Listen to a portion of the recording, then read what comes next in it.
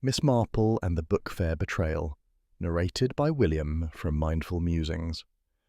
Welcome, dear friends, to Mindful Musings. I'm William, and I'm delighted you've joined me today. Before we begin our story, I'd love to know where in the world you're listening from. Please leave a comment below. I read each and every one, and it brings me such joy to see our little community spanning the globe. Now, settle in with something warm to drink, find your most comfortable spot, and let me tell you about a most intriguing case that came to the attention of Miss Jane Marple during a weekend in London. This is a tale of rare treasures, old grievances, and the terrible price of greed disguised as business acumen. Chapter 1. Death Among the First Editions. The spring sunshine streamed through the vast glass panels of the Olympia Exhibition Centre, illuminating rows upon rows of bookstalls that stretched as far as the eye could see. Miss Jane Marple adjusted her spectacles and smiled with quiet pleasure at the sight before her. The London Antiquarian Book Fair was an event she'd long wished to attend, and her nephew Raymond had kindly secured passes for both himself and his aunt. It was now approaching 3 o'clock, and a considerable crowd had gathered near the main presentation area. Today's special event was the unveiling of newly discovered letters from the Brontë family, correspondence that had apparently lain forgotten in an attic trunk for over a century. The letter's owner, Mr. Edmund Cartwright, was something of a celebrity in rare book circles, a dealer whose remarkable acquisitions had made him wealthy and, Miss Marple noted with interest, not universally beloved. Mr. Cartwright himself cut an imposing figure as he mounted the small stage. He was perhaps 60 years old, impeccably dressed in a Savile Row suit, his silver hair swept back from a high forehead. He carried himself with the confidence of a man accustomed to success, though Miss Marple detected something else in his manner, a certain smugness that reminded her unpleasantly of certain individuals in St. Mary Mead who'd made fortunes through questionable means. Behind the presentation stage, refreshment tables had been set up for speakers and special guests. Miss Marple watched as a uniformed server prepared tea for Mr. Cartwright, a service that appeared to follow some precise ritual, for the server consulted a small card before selecting a specific teapot and measuring out exactly 3 sugar cubes into a delicate porcelain cup. "Ladies and gentlemen," Cartwright began, his voice carrying easily across the assembled crowd, "today I have the privilege of presenting literary treasures that will rewrite our understanding of England's greatest literary family." He gestured to a display case behind him. These letters, written between Charlotte, Emily, and Anne Brontë during the years preceding the publication of their immortal works, offer unprecedented insight into their creative processes. He raised the teacup to his lips, sipped and grimaced slightly. "The Darjeeling's a bit strong today," he remarked, then added his customary 3 sugar cubes with practiced efficiency. Miss Marple noticed he used a small silver spoon from his own pocket, rather than the communal spoons provided. Cartwright had resumed his presentation when the first spasm took him. His hand jerked violently, sending the teacup crashing to the floor. His face contorted with sudden agony, and he clutched at his throat with both hands. The crowd's excited murmur turned to gasps of alarm as Cartwright fell to his knees. Within 2 minutes, Edmund Cartwright lay still. A young doctor who'd pushed through the crowd shook his head slowly. "He's gone. Someone needs to telephone the police immediately. This wasn't a natural death." Miss Marple stepped back from the terrible scene, her mind already working. The violent convulsions, the speed of death, these suggested poison. Her eyes moved to the shattered teacup, then to the refreshment table where other cups stood waiting, at the small private arrangement that had been prepared specifically for Mr. Cartwright. Around her, the book fair erupted into chaos. Raymond appeared at her elbow, his face concerned. "Aunt Jane, are you quite all right?" "Yes, dear, quite all right," Miss Marple replied calmly, though her mind was far from calm. Someone in this vast hall had known Mr. Cartwright's habits intimately. Someone had prepared for him a most particular form of death. Chapter 2. The Poison in the Sugar. The police arrived with commendable speed, led by Detective Inspector Craddock, a capable young man whom Miss Marple had encountered during a previous investigation. His face showed recognition, and perhaps just a hint of resignation when he spotted her among the witnesses. "Miss Marple," he said with professional courtesy, I might have known you'd be present at something like this. I don't suppose you happen to observe anything useful?" Miss Marple smiled gently. "I may have noticed one or two small details, Inspector." The exhibition hall had been cleared except for those closest to the incident. From her seat, Miss Marple had an excellent view of the refreshment tables and could observe the police photographer documenting every detail. Inspector Craddock paid particular attention to the shattered teacup and its spilled contents. "Strychnine poisoning," the police surgeon announced after his examination. "No question about it. Violent convulsions, respiratory failure, death within minutes. Whoever administered this knew exactly what they were doing." Miss Marple's eyes narrowed thoughtfully. Strychnine. Extraordinarily bitter. Difficult to disguise except in strongly flavoured substances. Tea with sugar might do if the poison was carefully concentrated. "The question is how the killer managed to poison specifically Mr. Cartwright's tea," Inspector Craddock said to his sergeant. "Look at this refreshment setup. There must be 30 cups here. How did they ensure he'd drink from the poisoned one?" The police surgeon interrupted. "I collected samples from every cup on that table. Only one contained strychnine, the one Mr. Cartwright was drinking from. Someone put strychnine directly into sugar cubes that Cartwright then dissolved in his cup." "Sugar cubes? Are you certain?" "Quite certain.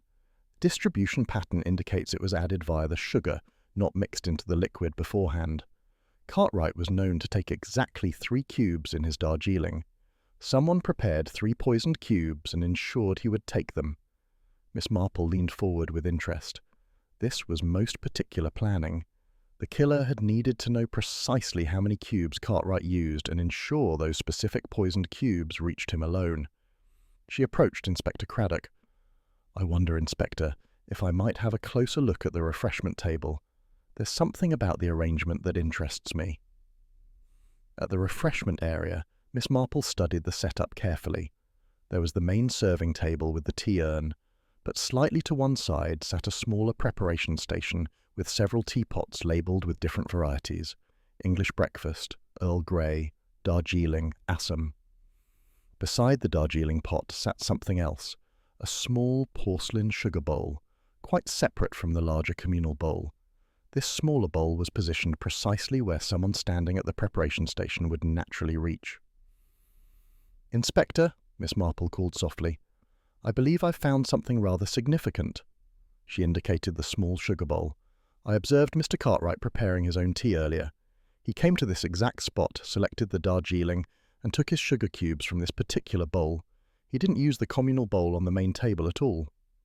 Inspector Craddock's eyes widened. So if someone placed poisoned sugar cubes in this small bowl, knowing Cartwright's habit, then they could be virtually certain he would take the poisoned cubes while no one else would, Miss Marple finished. "This smaller bowl isn't meant for communal use. It's positioned so only someone at the Darjeeling preparation spot would naturally access it." "We'll need to test every cube in this bowl," Craddock said. "I rather think not," Miss Marple said thoughtfully. "Mr. Cartwright always used exactly 3 sugar cubes. The killer would have placed exactly 3 poisoned cubes where Cartwright would take them first. The remaining cubes would be perfectly ordinary. But how could they know he wouldn't take different cubes?" "That's rather the point," Miss Marple replied. "This murder required intimate knowledge of Mr. Cartwright's habits, someone who'd observed him at previous book fairs, who'd studied his routine carefully enough to predict his every movement." "This wasn't a crime of opportunity," Inspector Craddock said. Grimly. "This was meticulously planned murder." "Indeed," Miss Marple agreed, "and I rather think you'll find no shortage of people who might have wished Mr. Cartwright harm." Chapter 3: The Dealer's Dark Reputation. By evening, Miss Marple had returned to her hotel, but her mind continued working through the puzzle. She was writing observations in her notebook when Inspector Craddock arrived, looking apologetic. "I hope I'm not disturbing you, Miss Marple. I wondered if I might discuss this case with you. Unofficially, of course." "Not at all disturbing, Inspector. Please, do come in." Craddock settled into the armchair with obvious relief. "I've spent hours interviewing book dealers, and what I've learned about Edmund Cartwright has rather changed my view of this case. The man had more enemies than friends." "Indeed?" Miss Marple folded her hands attentively. "Cartwright built his business through aggressive tactics. Multiple dealers described instances where he deliberately undercut their bids at auctions, sometimes taking losses himself just to prevent competitors from acquiring stock. One dealer claimed Cartwright had systematically destroyed his business. Miss Marple nodded thoughtfully. She had encountered such individuals before, people who operated within legal boundaries while causing tremendous harm. Then there's his acquisition methods, Craddock continued. Cartwright specialised in buying from desperate or ignorant sellers. He'd approach elderly people whose spouses had died, offer cash for entire libraries while dramatically undervaluing the contents. One widow sold him Victorian first editions for £5,000. He then sold them at auction for over £80,000. How very unpleasant, Miss Marple murmured, though not strictly illegal. That's just it. Everything was technically legal. He never actually lied, just presented information ensuring unsophisticated sellers didn't understand what they were giving away. His contracts were masterpieces of legal deception. All necessary disclosures were present, but buried in confusing language. And these Brontë letters? Miss Marple asked carefully. Craddock consulted his notebook. From an elderly widow named Eleanor Pemberton. She sold them to Cartwright for £10,000 weeks before her death. He authenticated them, discovered they were worth at least £500,000, and was preparing to auction them when he died. £10,000 for letters worth £500,000, Miss Marple repeated softly. And Mrs. Pemberton died shortly after. I don't suppose she had family? Her daughter, Catherine Pemberton, is handling the probate. I'm trying to locate her for questioning. Miss Marple was silent, making connections. Inspector, among the people you interviewed today, was there a librarian named Catherine Pemberton? Craddock flipped through his notes. Yes, Catherine Pemberton, age 42, librarian at the British Museum's Rare Books collection. She was at the fair examining medieval manuscripts. Why? It may be nothing, but I'd be interested to know if this Catherine Pemberton is Eleanor Pemberton's daughter. The coincidence seems remarkable. I'll check immediately. Craddock made a note. If she's the daughter, she'd have known about Cartwright's acquisition. She'd have known what they were really worth. That's certainly motive. More than that, Miss Marple said quietly. If her mother sold those letters believing them worth only £10,000, never realising she'd been cheated, that's betrayal of a particularly cruel sort. Not just financial loss, but deception of someone vulnerable. She paused. I wonder whether Mrs. Pemberton needed money urgently when she sold those letters, whether she was ill and needed funds for treatment. That would make the deception even more painful for a daughter to discover. Craddock's eyes narrowed. You're thinking about motive beyond simple financial loss. I'm thinking about grief and rage, Miss Marple replied. People can bear almost any adversity, except knowing someone they loved was betrayed in their hour of need. That anger can drive even gentle people to desperate acts. I'll investigate Catherine Pemberton's whereabouts during the afternoon, particularly when the poisoned sugar cubes would have been placed. After Craddock left, Miss Marple sat watching the London evening settle beyond her window. She thought about Eleanor Pemberton, about Brontë letters that had been family heirlooms, about a daughter discovering her mother had been cheated, and she thought about sugar cubes in a porcelain bowl, about the methodical planning required to ensure a murderer's target would die while everyone around him remained safe. Tomorrow she would return to the book fair. There were questions needing answers, observations to be made. Methods involving watching faces and listening to silences would serve her well in solving this mystery of death among the first editions. Chapter 4. The Librarian's Secret Grief. The following morning brought renewed activity to the exhibition centre. The book fair would reopen at noon, though the area where Cartwright died remained cordoned off. Miss Marple arrived early, having convinced Raymond she wished to view manuscripts before crowds returned. She wanted to observe dealers and attendees when people might be less guarded. Inspector Craddock was already present, conferring with plainclothes officers near the refreshment area. He caught sight of Miss Marple and approached immediately, his expression grave. "I've confirmed the connection," he said without preamble. "Catherine Pemberton is Eleanor Pemberton's daughter, and the circumstances are even more tragic than we suspected." "Tell me," Miss Marple invited, settling into a chair. Eleanor Pemberton was widowed 8 years ago. She had 2 children, Catherine and a son named Thomas, who was a promising artist. 2 years ago, Thomas was diagnosed with rare cancer. Treatment was expensive, not fully covered by the NHS. Eleanor sold family possessions to pay for private care, but the cancer progressed. Miss Marple's expression remained composed, but her eyes showed deep sympathy. And the Brontë letters were among the last things sold? Precisely. Eleanor sold them specifically to fund one final experimental treatment for Thomas. Cartwright examined the letters and told her they might fetch perhaps 10 to 15,000 from a specialist collector, though the market is quite uncertain. He offered 10,000 cash immediately, emphasizing finding a buyer could take months. Eleanor needed money urgently. But the letters were worth far more. £500,000. Cartwright knew exactly what he had.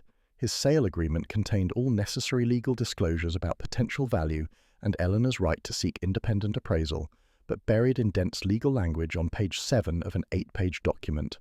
Eleanor was desperate, ill herself, and signed without understanding. Miss Marple was quiet. And Thomas? Died 4 months ago despite treatment. Eleanor died 3 months ago, never knowing she'd been cheated. Catherine discovered the deception 2 weeks ago when she saw Cartwright's advertisement promoting newly discovered Brontë family correspondence with an estimated auction value of £500,000. How dreadful, Miss Marple said softly. To discover your mother was betrayed, that money which might have provided better care was essentially stolen through legal deception. Catherine admitted she'd been investigating legal options to challenge the sale. 3 solicitors told her the contract was technically valid despite being morally reprehensible. She came to the fair to confront Cartwright, to demand he return the letters and expose his practices publicly. But she claims she never had opportunity because he died first. Where was she when Mr. Cartwright died? She says she was viewing medieval manuscripts at the hall's far end, verified by the dealer showing them. But there's a 30-minute gap earlier, around 2 o'clock, when no one can account for her whereabouts. That's precisely when the poisoned sugar cubes would have been placed.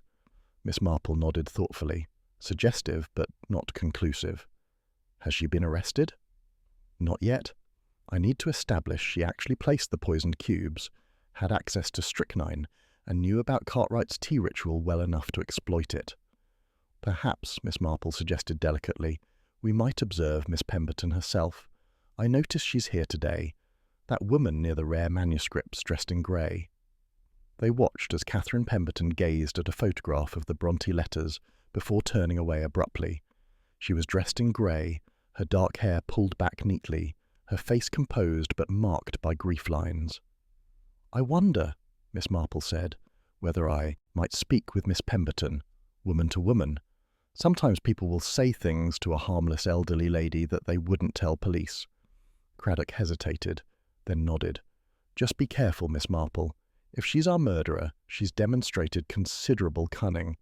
Miss Marple approached Catherine near Victorian poetry collections. Excuse me, my dear, I couldn't help noticing you looking at that photograph. The Brontë letters are quite beautiful. Catherine turned, initially wary before relaxing at Miss Marple's kindly face. Yes, they were my family's letters. My great-great-grandmother was a distant Brontë cousin. Those letters had been passed down 4 generations. And Mr. Cartwright purchased them from your mother? Catherine's composure wavered. He stole them. The purchase was legal. He made certain of that. But he knew what they were worth and ensured my mother didn't. She sold them to pay for my brother's cancer treatment, believing they were worth perhaps 10,000. She died never knowing they were worth 50 times that, never knowing she'd been cheated out of money that might have saved Thomas. How painful for you, Miss Marple said quietly. I've spent 2 weeks trying to get them back, find some legal challenge. But Cartwright was too clever. The contract is airtight. My mother signed away treasures worth £500,000 for 10,000, and there's nothing I can do. She added with sudden vehemence, he was a predator. He built his business exploiting desperate people. The rare book world knew what he was and did nothing because it was all technically legal. They talked briefly before Miss Marple returned to Craddock. She's grieving and angry, certainly, but I'm not convinced she's our murderer. Chapter 5. The Research of Revenge. Later that afternoon, Inspector Craddock telephoned Miss Marple at her hotel with news that complicated the investigation considerably. His voice carried a mixture of excitement and frustration that suggested significant developments. We've obtained a warrant to search Catherine Pemberton's apartment, he reported, and what we found is deeply troubling, though not necessarily conclusive. What did you discover? Miss Marple asked, settling into her chair with the telephone receiver. First, a book on Victorian poisoning cases, specifically a comprehensive study of famous 19th century murders. Several pages dealing with strychnine poisoning were heavily annotated in Catherine's handwriting. She'd made notes about symptoms, lethal dosages, and historical methods of administration. Miss Marple considered this carefully. A librarian researching historical murders isn't necessarily suspicious. Many people have academic interest in such topics. True, but there's more. We found receipts showing Catherine purchased rat poison 3 weeks ago, the kind containing strychnine. She told the shopkeeper it was for pest control in the library's rare book storage area. The poison is missing from her apartment. That is more suggestive, Miss Marple admitted, though again, not conclusive. She may well have used it for its stated purpose. There's something else. Craddock's voice grew more serious. We discovered a diary. Nothing incriminating in the entries themselves, but tucked between the pages was a schedule of book fairs Cartwright was scheduled to attend over the past 6 months. Catherine had been tracking his movements, attending several of the same fairs. This information made Miss Marple sit up straighter. She'd been following him, observing his habits. It appears so. We found ticket stubs and registration confirmations for book fairs in Edinburgh, Oxford and Brighton, all events where Cartwright was also present as a dealer. If she was planning murder, she could have been studying his routines, learning his patterns. Miss Marple was quiet for a moment, thinking. The evidence was accumulating, painting a picture of methodical planning that aligned disturbingly well with the sophistication of the murder itself. Yet something about the situation troubled her. Inspector, you said Catherine attended multiple book fairs where Cartwright was present. Did she speak with him at any of these events? Confront him about the letters? We're interviewing dealers from those fairs now. So far, no one recalls seeing them interact. It seems Catherine remained at a distance, merely observing. That suggests considerable restraint, Miss Marple observed. A woman consumed by grief and rage might have confronted him immediately upon discovering the deception. Instead, she attended fair after fair, watching but never approaching. That indicates either remarkable self-control or what? Or she was studying him for a specific purpose, Miss Marple finished quietly, learning his habits in preparation for murder. After ending the call, Miss Marple sat thinking about Catherine Pemberton. The evidence against her was mounting. Motive, opportunity, apparent premeditation. Yet Miss Marple's instincts, honed through decades of observing human nature, suggested the situation might be more complex than it appeared.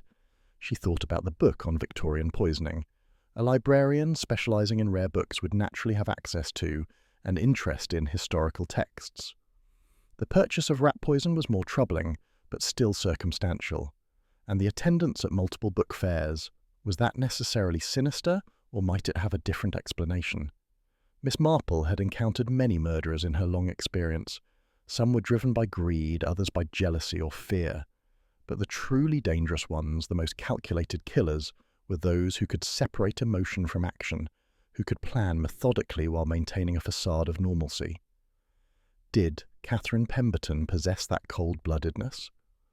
Or was she simply a grieving daughter who'd discovered a terrible injustice and sought to understand the man who'd perpetrated it? The following morning, Miss Marple returned to the book fair once more. She had questions that needed answering, observations to make.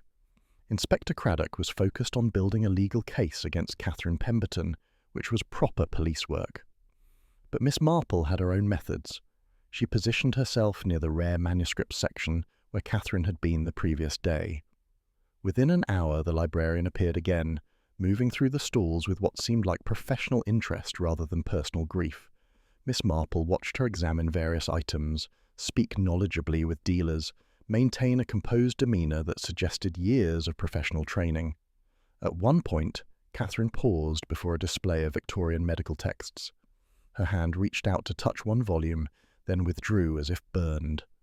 Miss Marple saw her face in profile, saw the flash of pain that crossed it before being carefully suppressed. That moment told Miss Marple something important. This was not a woman comfortable with death, not someone who could calmly administer poison and watch her victim die. This was someone struggling with complicated grief, with anger that had nowhere to go, with the terrible knowledge of injustice that could never be remedied through legal means. But was that grief enough to drive her to murder? That remained the essential question, one that Miss Marple couldn't yet answer with certainty. She needed to understand more about Catherine Pemberton's movements on the day of the murder, needed to know precisely where she'd been during that critical 30-minute gap when the poisoned sugar cubes had been placed. And she needed to understand something else, whether Catherine possessed not just the motive and opportunity for murder, but the particular knowledge required to execute it so precisely. The killer had understood Cartwright's tea ritual intimately, had known about the separate sugar bowl and his habit of preparing his own Darjeeling. How had they acquired that specific knowledge? The answer, Miss Marple suspected, would reveal not just who committed the murder, but why, and whether justice and legality were truly the same thing in this tragic case. Chapter 6. The Bookseller's Testimony. Inspector Craddock arranged to meet Miss Marple at a small tea shop near the exhibition centre the following afternoon.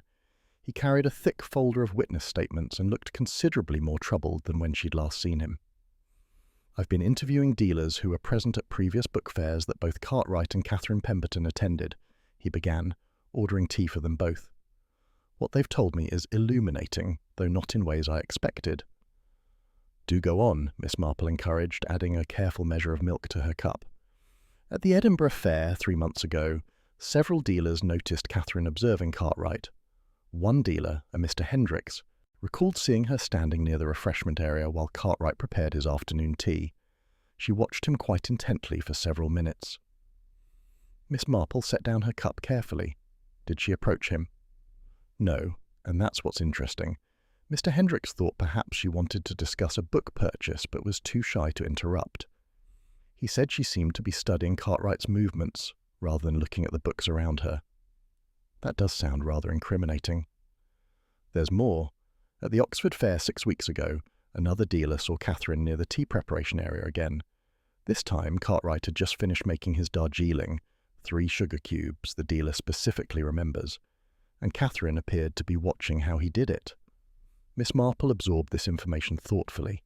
The evidence was building a compelling narrative. Catherine had been systematically studying Cartwright's habits, learning the precise ritual she would later exploit to kill him. Yet something about the picture troubled her. "Inspector, did any of these dealers speak with Miss Pemberton? Ask her what she was doing?" "Mr. Hendricks did, actually. He approached her at the Edinburgh Fair and asked if she needed assistance finding something. She told him she was a librarian doing research on the social customs of book fairs, observing how dealers interacted with each other, how refreshments were handled, that sort of thing. He thought it was an academic project." "And perhaps it was," Miss Marple murmured. Craddock looked surprised. "You can't seriously believe that, given everything else we know." "I'm simply considering all possibilities," Miss Marple replied gently. "Catherine Pemberton is a professional librarian. It wouldn't be unusual for her to conduct research on book fair culture. The fact that her observations happen to include Cartwright's tea ritual might be coincidental." "That's rather a stretch, isn't it?" "Perhaps. But consider this, Inspector.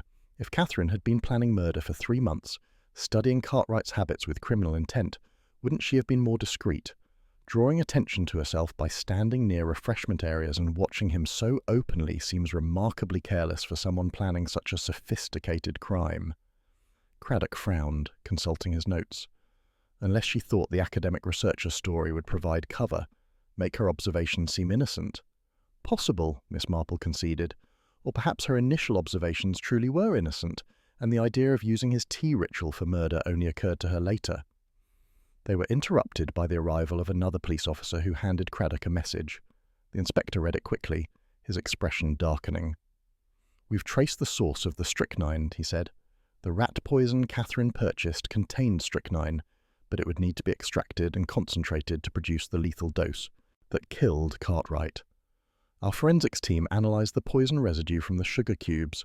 The preparation method matches a technique described in that Victorian poisoning book we found in Catherine's apartment." Miss Marple was silent for a moment. The net was tightening around Catherine Pemberton, each new piece of evidence seemingly confirming her guilt. Yet Miss Marple's instincts continued to suggest the situation was more complex than straightforward evidence indicated. "Inspector, I wonder if I might speak with some of these book dealers myself. Sometimes witnesses remember different details when questioned by someone outside official channels. I can arrange that. Mr. Hendricks is still at the fair today. He'd probably be willing to speak with you. An hour later, Miss Marple found herself in conversation with Arnold Hendricks, a distinguished-looking gentleman in his 60s who dealt in antiquarian scientific texts. His stall was filled with beautiful volumes on natural history, medicine, and early chemistry. "Yes, I remember Miss Pemberton quite clearly from the Edinburgh Fair," he told Miss Marple.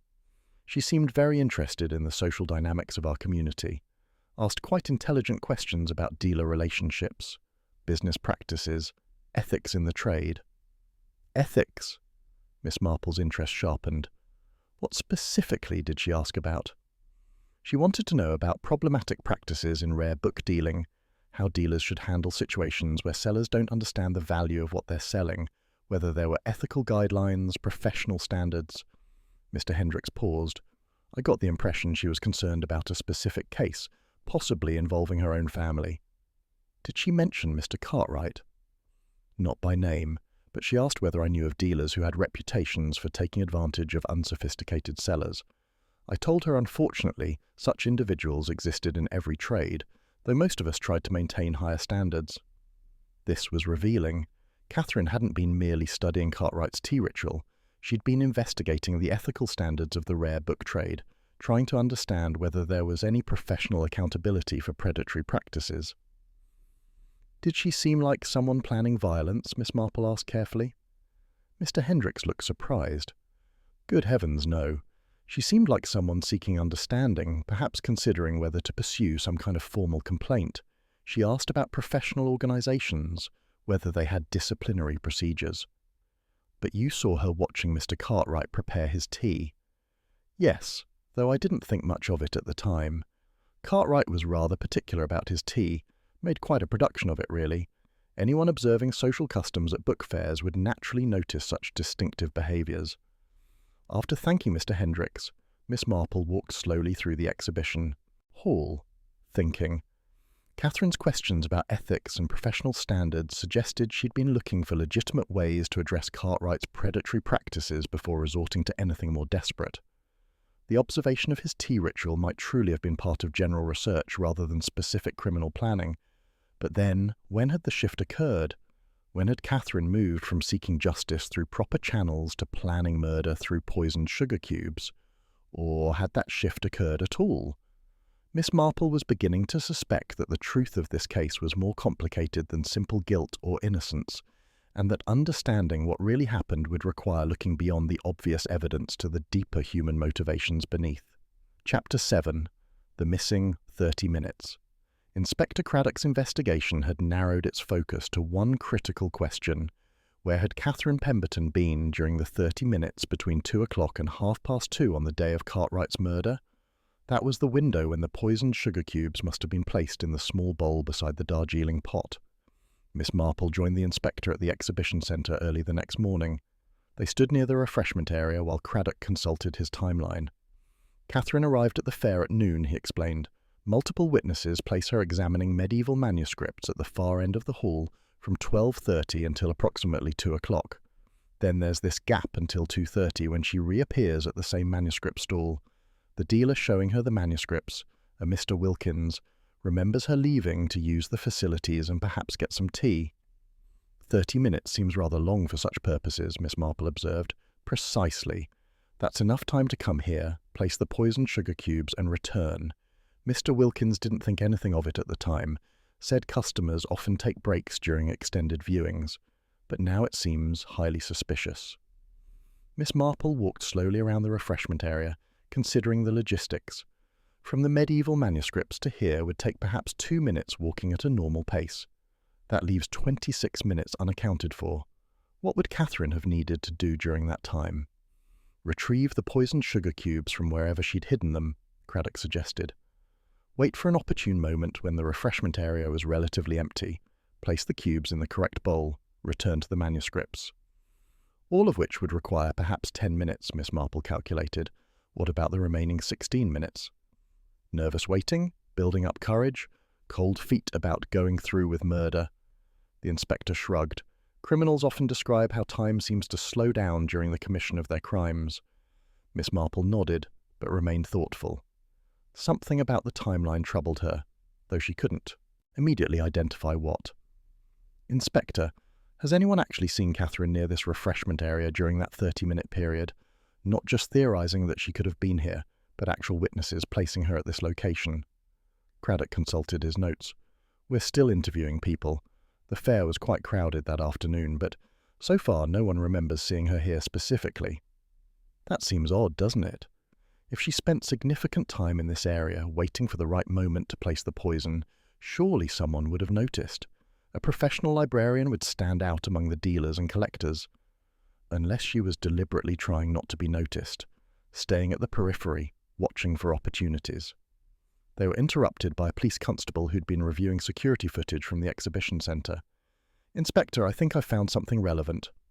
The constable led them to a small office where a video monitor displayed footage from various security cameras. "We don't have coverage of the refreshment area itself. It's a blind spot between two cameras, but we do have footage of the main walkways approaching it." He queued up footage from the afternoon of the murder, time-stamped 2:15 p.m. "Here, this is Miss Pemberton." Miss Marple watched the screen carefully. Catherine appeared in frame, walking purposefully but not hurriedly along the main walkway. She was carrying her handbag and a small catalogue. She walked past the camera's field of view, heading in the direction of the medieval manuscripts, not toward the refreshment area. "That's at 2:15, Craddock noted, right in the middle of her supposed gap. If she placed the poison, it would have been before this, between 2 and 2:15. "Show me the earlier footage," Miss Marple requested quietly. The constable scrolled back, showing footage from 2 o'clock onward.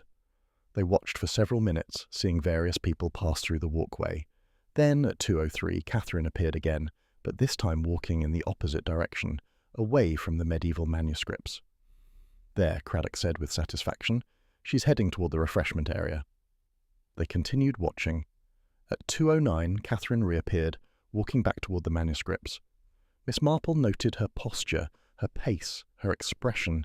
Everything suggested someone who'd completed a routine errand, not someone who'd just committed murder. 6 minutes, Miss Marple said softly. From the time she left the manuscripts to the time she returned toward them.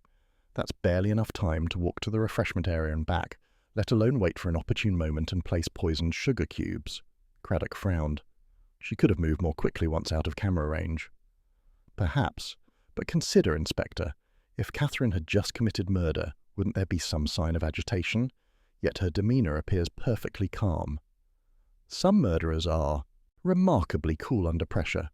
Miss Marple couldn't argue with that. Yet something about the security footage troubled her. The timeline was tight, perhaps too tight for what the prosecution would need to prove. Catherine had been away from the manuscripts for only 6 minutes during the critical period. Was that truly enough time? "What about the rest of the 30-minute gap?" she asked. The constable fast-forwarded through more footage. "She doesn't appear on any of our cameras again until 2:30, when she's back at the manuscript stall." "So for 24 minutes she was somewhere the cameras don't cover," Craddock concluded. "That's still plenty of time for her to have placed the poison, then waited somewhere unobserved before returning to establish her alibi." Miss Marple studied the screen thoughtfully. The exhibition centre was vast, with many areas not covered by security cameras. Catherine could indeed have been anywhere during those missing minutes. But Miss Marple's experience suggested that when evidence seemed to support guilt while simultaneously containing puzzling inconsistencies, the truth was often more complex than it appeared. "Inspector," she said carefully, "I wonder if we might examine where Catherine was before those 6 minutes. What was she doing at the manuscript stall that would cause her to leave?" Mr. Wilkins said she mentioned wanting tea and using the facilities. Normal enough reasons to take a break. Yes, but did she actually get tea or use the facilities? This question seemed to surprise Craddock. "I don't know. Why does it matter?" "Because if she didn't do either of those things, it suggests she had some other purpose for leaving the manuscripts, a purpose she concealed from Mr. Wilkins. But if she did get tea or use the facilities, then her 6-minute absence was exactly what she claimed it to be, which makes it difficult to see how she could have also placed the poisoned sugar cubes." Craddock made a note. "I'll have my team check the facilities near the medieval manuscripts and interview staff at any tea stations Catherine might have used." As they left the security office, Miss Marple found herself increasingly convinced that Catherine Pemberton's guilt was not as certain as the accumulating evidence suggested. The timeline was problematic. The security footage showed someone going about normal activities, not someone in the midst of committing premeditated murder. Yet the facts remained. Catherine had motive, opportunity, and apparently the means to kill Cartwright. She'd purchased strychnine, researched historical poisoning methods, and attended previous book fairs where she'd observed Cartwright's tea ritual. How could all of that be coincidental? Miss Marple thought of cases she'd observed in St. Mary Mead, where evidence had seemed overwhelming, yet the truth had been quite different. She thought of how people's actions could be interpreted in multiple ways depending on the assumptions one brought to them, and she thought about something else, something that had been nagging at her since she'd first learned about Catherine's research into book fair ethics and professional standards. Catherine had been looking for legitimate ways to address Cartwright's predatory practices. That didn't seem like the behaviour of someone already planning murder. Unless, of course, she had explored every legal avenue and found them all closed, leaving her with only one desperate option. But even then, would a professional librarian, a woman of education and presumably strong moral principles, truly resort to poison? The answer, Miss Marple suspected, lay not in timelines and security footage, but in understanding Catherine Pemberton herself, her character, her limits, her capacity for violence when pushed beyond endurance. And Miss Marple intended to discover the truth, even if it meant contradicting what appeared to be overwhelming evidence of guilt. Chapter 8. The Alternative Suspect. That evening, Miss Marple sat in her hotel room reviewing everything she knew about the case. She'd filled several pages of her notebook with observations, timelines, and questions that remained unanswered. The case against Catherine Pemberton was strong, but not, in her judgment, conclusive, which suggested she needed to consider other possibilities. She was interrupted by a telephone call from Inspector Craddock, who sounded both excited and frustrated. "My team checked the facilities near the medieval manuscripts," he reported. "An attendant remembers seeing Catherine Pemberton around 2 o'clock.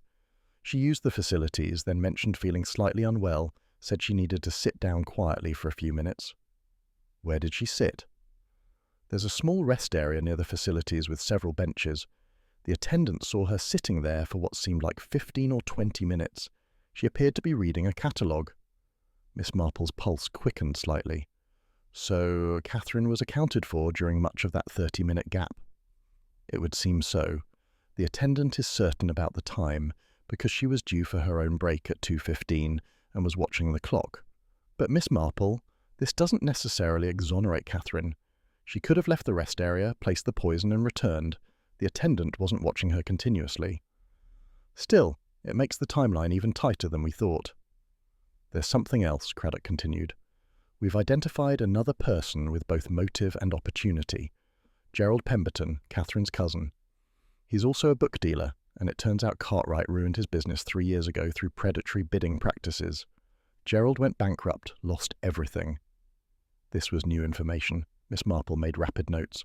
"Was Gerald Pemberton at the book fair?" "He was. Attending as a visitor rather than a dealer.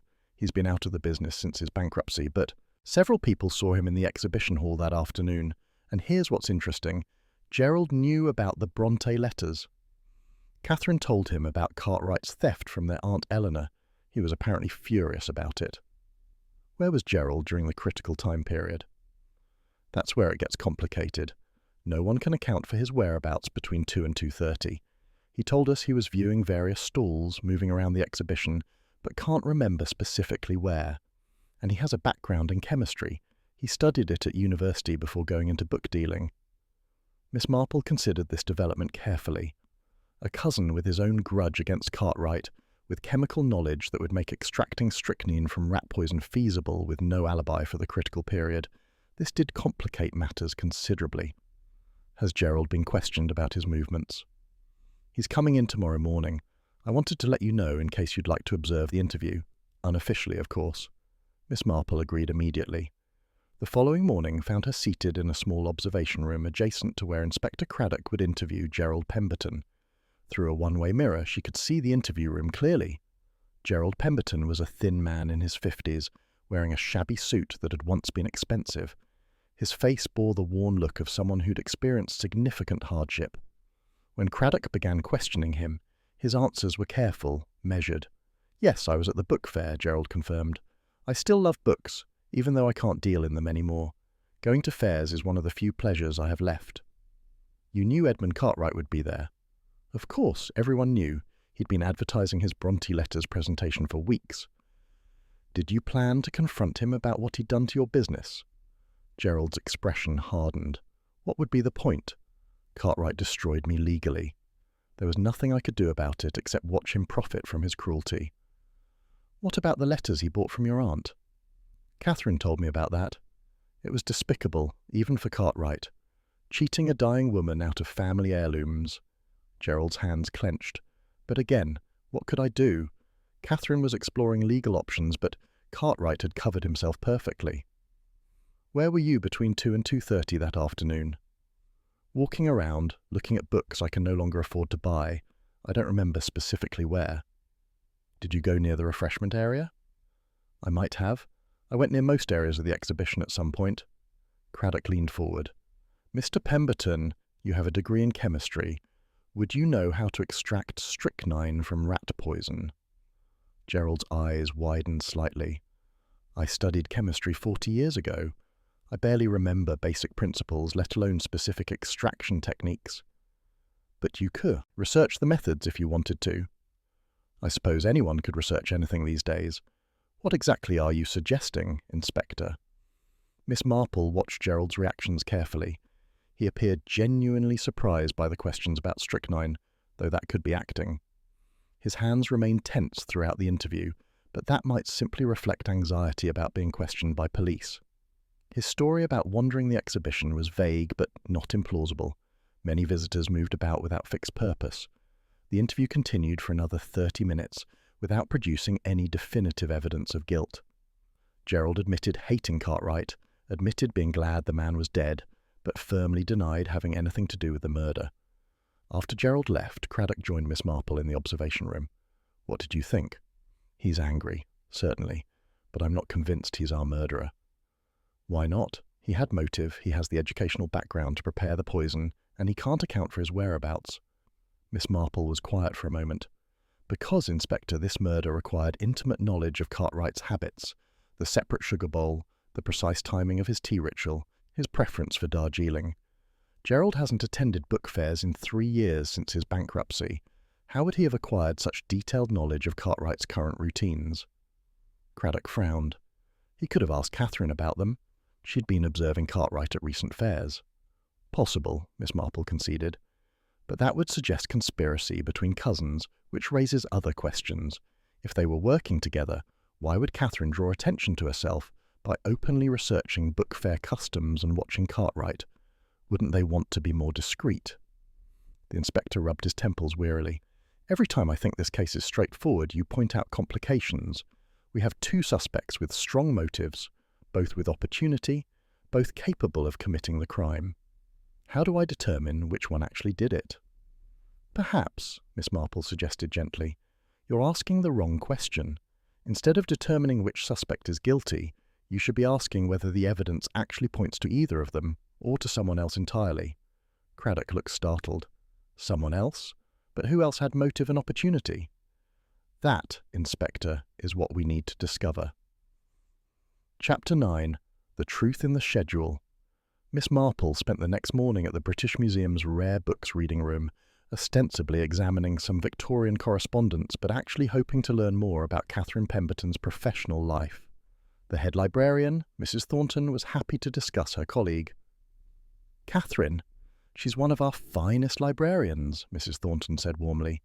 "Meticulous, knowledgeable, completely dedicated to preserving literary heritage.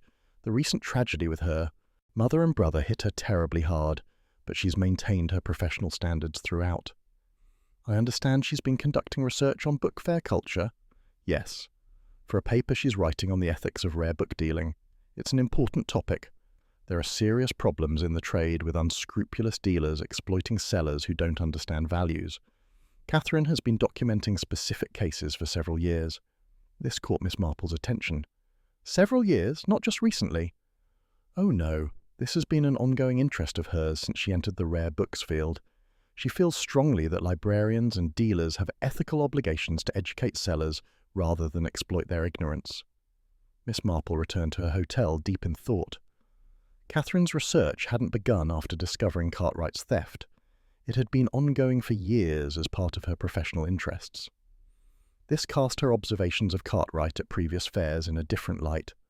Perhaps she truly had been conducting academic research, and Cartwright had simply been one of many dealers she observed. She was reviewing her notes when Raymond stopped by her room, looking concerned. "Aunt Jane, I've just heard the police are planning to arrest Catherine Pemberton tomorrow. Is that true?" "Inspector Craddock believes he has sufficient evidence to charge her." "But do you think she's guilty?" Miss Marple set down her pen carefully. "I think the evidence against her is circumstantial and not as strong as it appears, but I haven't yet determined who actually committed the murder. Is there anything I can do to help?" Miss Marple considered this. "Actually, dear, there is. You have connections in London's business world.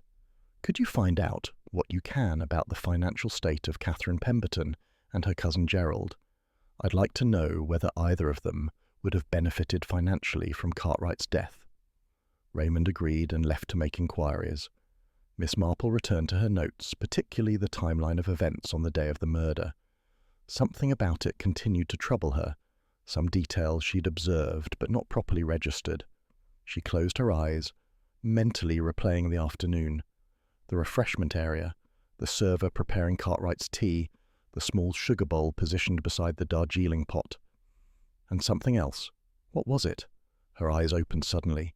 The server, the uniformed woman who'd prepared Cartwright's tea, had consulted a small card before selecting the correct teapot and measuring out exactly 3 sugar cubes. Miss Marple had noted it at the time, but hadn't considered its significance. Why would a server need to consult a card to prepare tea, unless Cartwright's preferences were so specific that they required written instructions, which meant the catering staff would have records of those preferences, possibly going back to previous events they'd serviced? Miss Marple telephoned Inspector Craddock immediately. "Inspector, I need you to investigate the catering company that provided refreshment services for the book fair.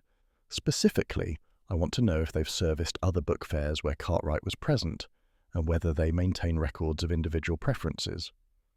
"What are you thinking?" "That someone other than Catherine or Gerald might have had access to detailed information about Cartwright's tea ritual, someone who worked for the catering company and serviced multiple events." Craddock promised to investigate and called back within 2 hours. "You were right. The catering company has serviced 12 book fairs over the past year, including 8 where Cartwright was present. They maintain preference cards for regular clients. Cartwright specifies Darjeeling tea, 3 sugar cubes, no milk, using the silver spoon he carries himself." "And who has access to these preference cards?" "All serving staff. But Miss Marple, we've already checked backgrounds on the catering employees. No obvious connections to Cartwright or motives for murder." "Did you check whether any of them have connections to Catherine or Gerald Pemberton?" There was a pause. "I'll have my team look into that immediately." Miss Marple waited, her certainty growing. The murder had required knowledge that someone like Catherine, observing from a distance at a few book fairs, was unlikely to possess. But someone who'd served Cartwright repeatedly, who'd handled his preferences professionally for months, would know his ritual intimately. Craddock called back an hour later, his voice tight with excitement. One of the servers, Jennifer Marsh, attended university with Gerald Pemberton 30 years ago. They've maintained contact according to social media. She's worked for the catering company for 15 years and has served Cartwright at dozens of events. Has she been questioned? She gave a brief statement after the murder but wasn't considered a suspect. I'm bringing her in now. Miss Marple arrived at the police station just as Jennifer Marsh was being escorted to an interview room. She was a woman in her early 50s, professionally dressed in her catering uniform, her expression carefully neutral. Through the observation mirror, Miss Marple watched as Craddock began his questioning. "Miss Marsh, how well did you know Edmund Cartwright?" "Not well. I served refreshments at events he attended. We rarely spoke beyond taking his order." "But you knew his preferences very well." "That's my job.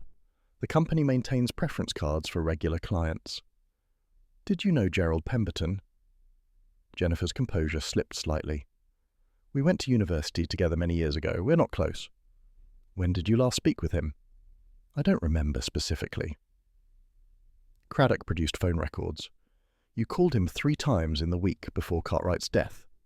What did you discuss?" Jennifer was silent for a long moment. Finally, "Gerald told me about the Brontë letters, about how Cartwright had cheated his aunt. I was sympathetic." "Sympathetic enough to help him murder Cartwright?" "No, I had nothing to do with that."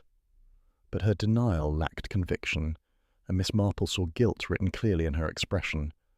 The truth was emerging at last, not through a single guilty party, but through conspiracy between 2 people whose lives Cartwright had damaged. Chapter 10. Justice and the Letter of the Law. The full story emerged over the following days as Jennifer Marsh's resolve crumbled under questioning. She and Gerald Pemberton had indeed conspired to kill Edmund Cartwright, though the actual execution of the plan had been Jennifer's alone. Miss Marple sat with Inspector Craddock in his office as he reviewed Jennifer's confession. "Gerald approached her about a month ago," Craddock explained. "He told her about Cartwright destroying his business, about the Brontë letters stolen from his dying aunt. Jennifer had her own reasons for hating Cartwright. 15 years ago, he'd seduced and abandoned her younger sister, who'd worked at a bookshop.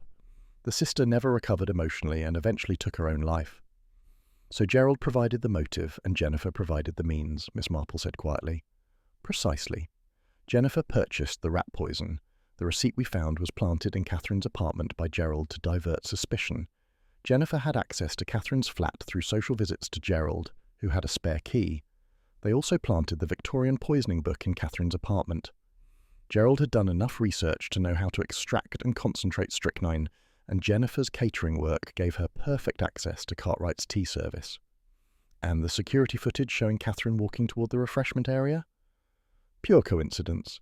Catherine really did feel unwell and went to rest. She never went near the refreshment area that day, but her movement appeared incriminating when viewed without context." Miss Marple nodded slowly. "What about Catherine's observations of Cartwright at previous book fairs?" "Exactly what she claimed. Academic research for her paper on ethical practices. We've found drafts of her work, interviews with dozens of dealers, documented cases of predatory behavior by multiple dealers, not just Cartwright. It was genuine scholarship that happened to include observing Cartwright, which Gerald knew about and used to frame her." The inspector paused, his expression troubled. The truly clever part was how they exploited Catherine's genuine grievance to make her look guilty. Gerald knew his cousin had every reason to hate Cartwright, knew about her research on book fair ethics, knew she'd attended events where Cartwright was present. By planting evidence in her apartment and ensuring she had an unexplained gap in her timeline, they created a perfect alternative suspect. "Have both Jennifer and Gerald been charged?" "Yes. Jennifer with murder, Gerald with conspiracy. The evidence against them is overwhelming once we understood the real conspiracy. Jennifer's confession included details only the killer could know, how she placed exactly 3 poisoned sugar cubes in the small bowl at 2:15 after confirming Cartwright would be making his pre-presentation tea at his usual 3 o'clock time." Miss Marple was quiet for a moment, thinking about the tragedy that had unfolded. "And Catherine Pemberton?" "Completely exonerated.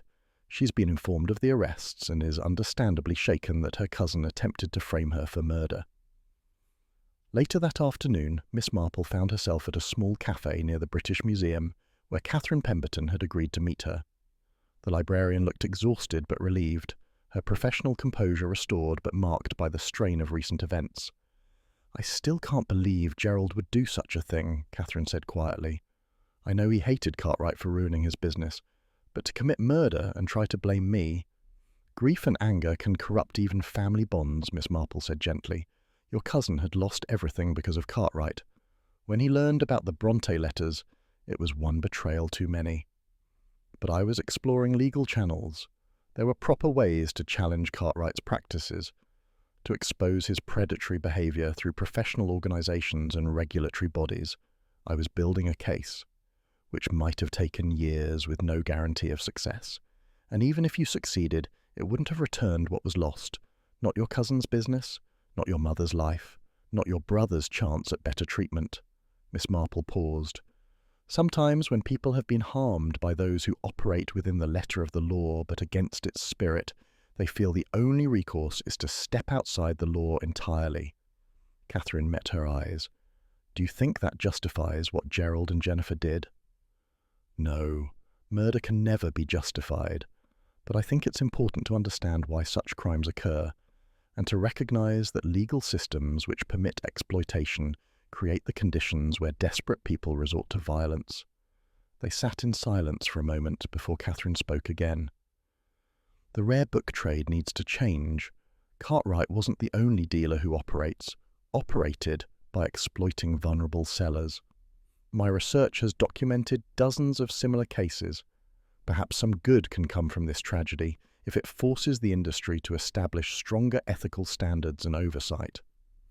That would be a fitting memorial to your mother and brother, Miss Marple agreed, to ensure that others aren't victimized as they were. That evening, Miss Marple sat in her hotel room writing final notes on the case. Inspector Craddock had telephoned earlier to thank her for her assistance, particularly her insight about the catering, company's preference records.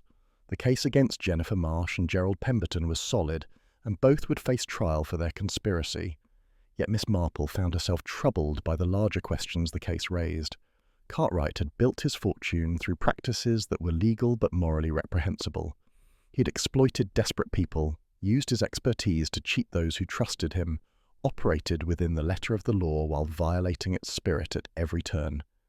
The rare book trade had known what he was, and done nothing because his actions weren't technically criminal.